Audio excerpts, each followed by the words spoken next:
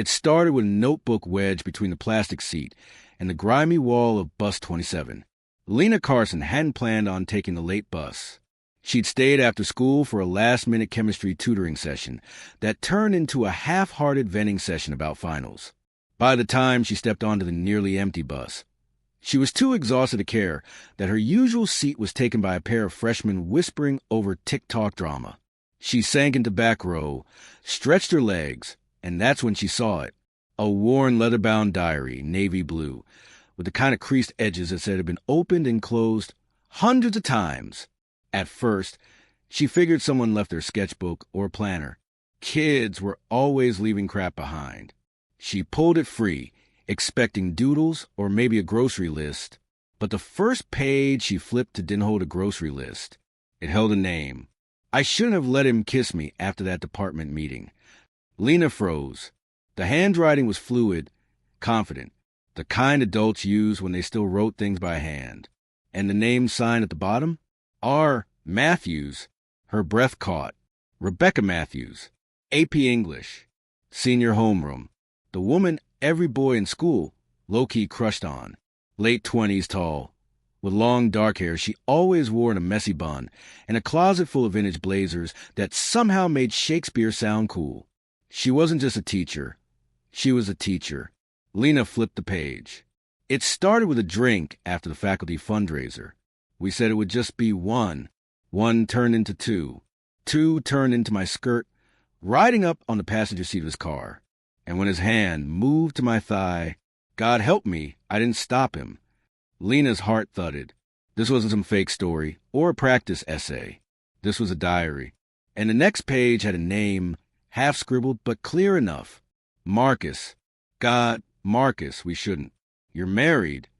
Mr. Marcus Dean, gym teacher, head football coach, married to the assistant principal. Lena snapped the book shut like it burned. For 2 days, she tried to forget about it. She shoved the diary in her backpack and told herself it wasn't her business. But every time she sat in English, listening to Mrs. Matthews recite lines from The Great Gatsby, "Can't repeat the past? Why, of course you can." Her skin prickled. She started noticing things she'd never paid attention to. How Matthews smiled a little too long when Coach Dean walked past her classroom. How they lingered in the hall after the faculty meeting, their eyes darting away when students looked. Was it paranoia? Or was it that once you read the truth, you couldn't unsee it? On Friday, she stayed after class. "Mrs. Matthews?" Lena said, her voice light. "Can I talk to you?" Matthews looked up from her desk, glasses perched on her nose. "Of course, Lena. What's on your mind?" Lena swallowed. She couldn't bring herself to pull out the diary. Instead, she watched her teacher's face for a flicker of something. Guilt, fear, anything. "Do you ever regret things?" Lena asked, "Like mistakes?" Matthews tilted her head, thoughtful. "I think we all make mistakes. The trick is knowing when to stop before you destroy something or someone." Her voice dropped just slightly.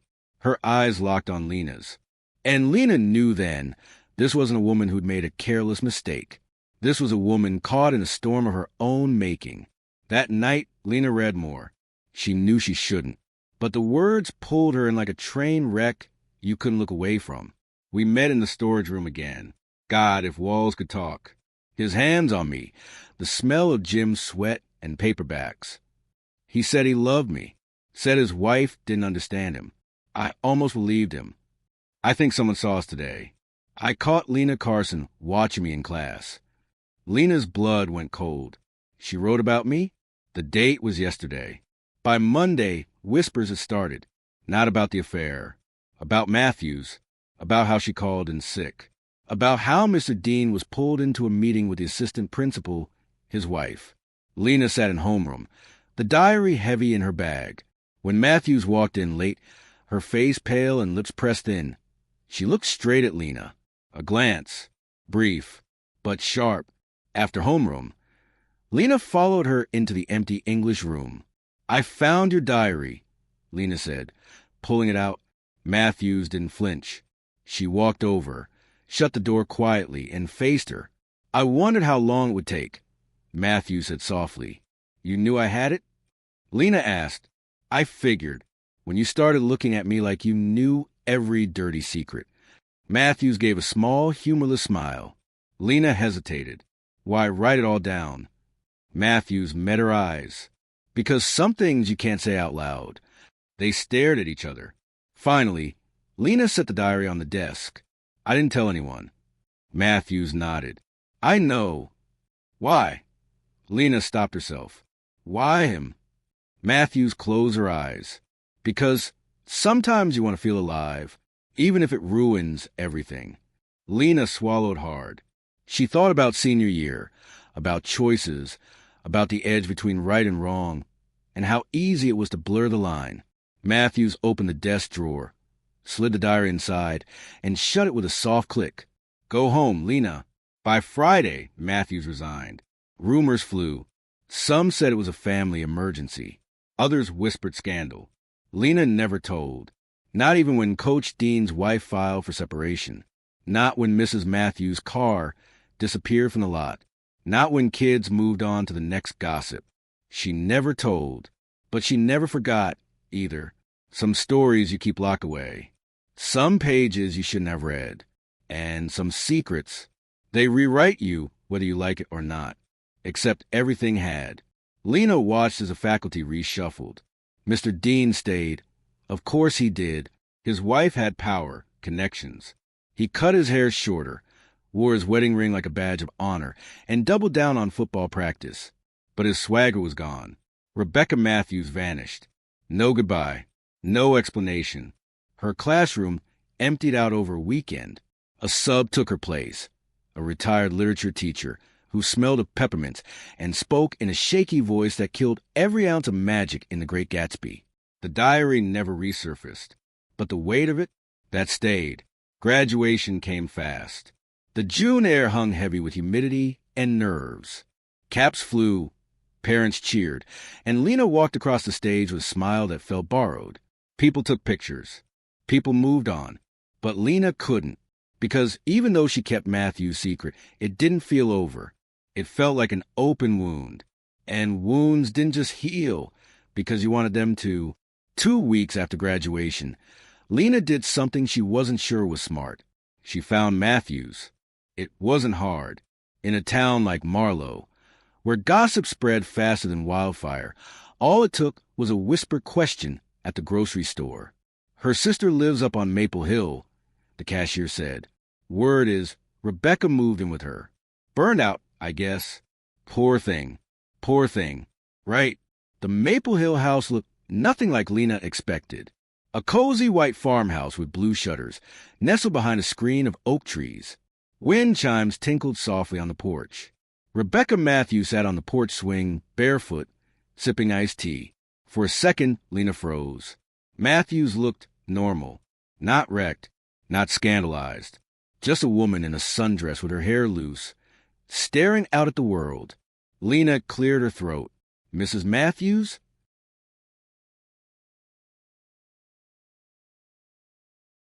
Rebecca turned, eyes narrowing slightly, then softening. Lena, she said it without surprise. Can I talk to you?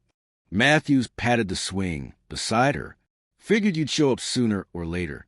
They sat in silence for a moment. The air was thick with summer heat and something heavier. You didn't have to leave, Lena said quietly. Matthews smiled faintly. Didn't I? Lena stared at her hands. I didn't tell anyone. I know. Then why? Matthews sighed. Because when people find out you're human, they stop seeing you as anything else. Lena frowned. That's unfair. That's life. Matthews took a slow sip. I made choices. Stupid ones. I cross lines I can't uncross. And when you hold authority, when you're a teacher, you don't get second chances. Lena met her gaze. But you didn't with a student.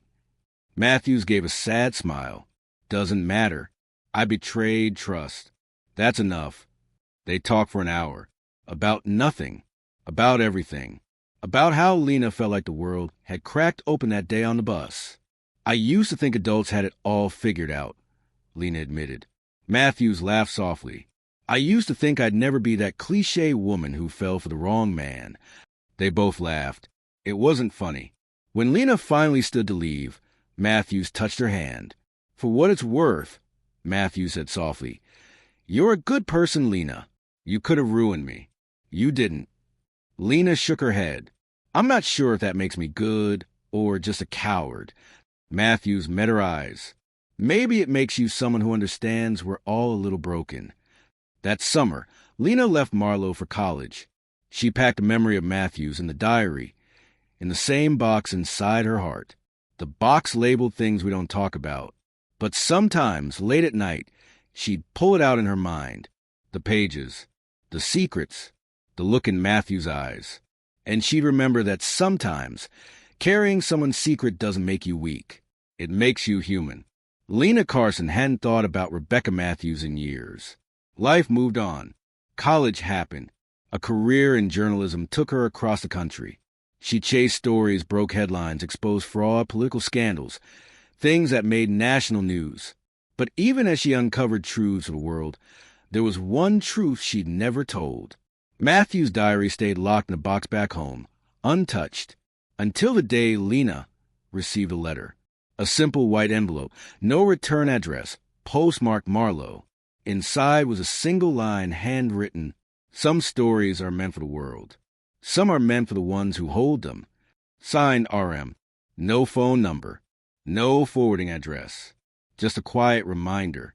Lena folded the letter, slipped it into her notebook, and smiled. She understood now. Not every secret was a scandal. Some were lessons. Some were warnings. And some, like Matthew's, were chapters you carried with you, but never publish.